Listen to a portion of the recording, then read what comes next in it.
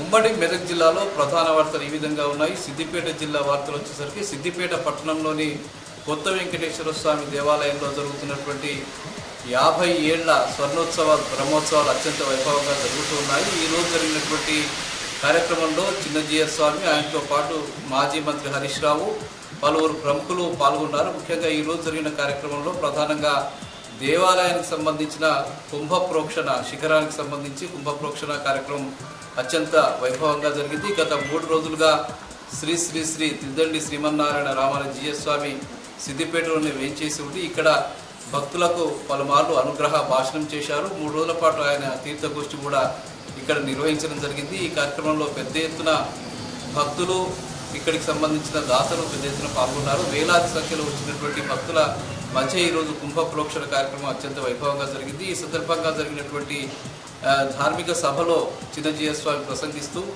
భక్తులను ఈ ఒక ప్రాంతాన్ని సుభిక్షంగా ఉంచడం కోసం, ఆ ప్రాంతాన్ని సుసంపన్నం చేయడం కోసం భగవంతుడు ఒక ప్రాంతాన్ని ఎంపిక చేసుకుని అక్కడికి చేరుతాడని, అందులో భాగంగానే ఇక్కడికి వెంకటేశ్వర స్వామి మోహిన్పుర వెంకటేశ్వర దేవాలయంలోకి వచ్చి చేరాడని, భక్తులు ఆయనకు ఇన్నేళ్లుగా కొలుస్తున్నటువంటి సందర్భాన్ని ఆయన గుర్తు చేసినటువంటి సందర్భం ఉంది.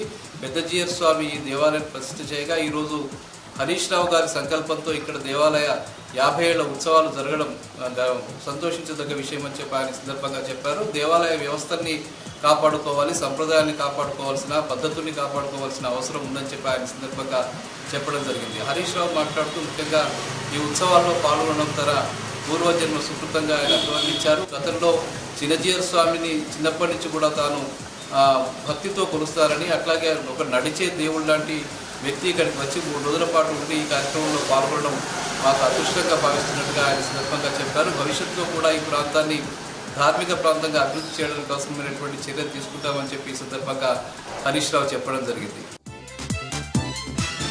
ఇక సిద్దిపేట జిల్లాతో పాటు వివిధ ప్రాంతాల్లో ఉమ్మడి జిల్లాలో పెద్ద ఎత్తున ఈరోజు వర్షాలు కురిశాయి. మధ్యాహ్నం నుంచి ఎడతెరిపి లేకుండా పలు ప్రాంతాల్లో వర్షాలు కురుస్తున్న నేపథ్యంలో అటు ధాన్యం కొనుగోలు కేంద్రాల్లో, మార్కెట్ యార్డుల్లో ఉన్నటువంటి ధాన్యం అంతా కూడా తడిసి ముద్దై రైతులంతా కూడా ఇబ్బందులు పడుతున్నటువంటి పరిస్థితి.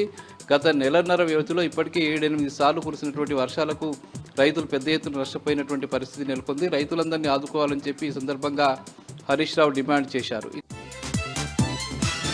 ఇంకా అటు మెదక్ జిల్లా వార్తలు వచ్చేసరికి మెదక్ జిల్లా చిన్నశంకరంపేట మండలం గజగట్లపల్లిలో జరిగినటువంటి అంబేద్కర్ విగ్రహావిష్కరణ సభలో ఈరోజు హరీష్ రావు పాల్గొన్నారు. ఆ కార్యక్రమంలో పాల్గొని అంబేద్కర్ విగ్రహాన్ని ఆయన ఆవిష్కరించారు. ఈ కార్యక్రమంలో మెదక్ మాజీ ఎమ్మెల్యే పద్మా దేవేందర్ రెడ్డి, అట్లాగే మాజీ ఎమ్మెల్సీ షేరి సుభాష్ రెడ్డితో పాటు తిరుపతి రెడ్డి, పలువురు బీఆర్ఎస్ నాయకులు, పెద్ద ఎత్తున బీఆర్ఎస్ కార్యకర్తలు పాల్గొన్నారు. వర్షం కారణంగా సభ రద్దయినప్పటికీ కూడా పెద్ద ఎత్తున వచ్చిన ప్రజలతో ఆ ప్రాంతమంతా కోలాహలంగా మారిపోయింది.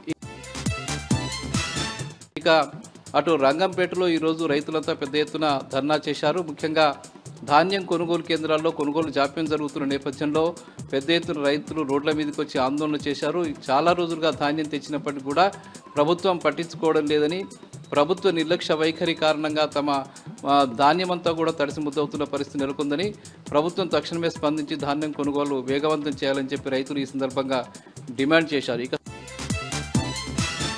సంగారెడ్డి జిల్లా జహీరాబాద్లో ఈరోజు ఎమ్మెల్యే మాణిక్రావు పర్యటించారు. అక్కడ ఆసుపత్రికి వెళ్లి ప్రభుత్వ ఆసుపత్రిలో ఆయన వసతుల్ని, అందుతున్న వైద్య సేవల్ని ఆయన పరిశీలించారు. ముఖ్యంగా డాక్టర్లతో మాట్లాడారు. ఈ సందర్భంగా ఆయన మాట్లాడుతూ వైద్యశాలలో ఉన్నటువంటి అన్ని రకాల సౌకర్యాల పనితీరుని, అవి వినియోగిస్తున్న పద్ధతిని కూడా అడిగి తెలుసుకున్నారు, ప్రత్యక్షంగా పర్యవేక్షించారు. రోగులకు ఎలాంటి ఇబ్బందులు కాకుండా సంపూర్ణంగా వైద్య సేవలు అందించాలని చెప్పి ఈ సందర్భంగా వైద్యులను ఆదేశించడం జరిగింది.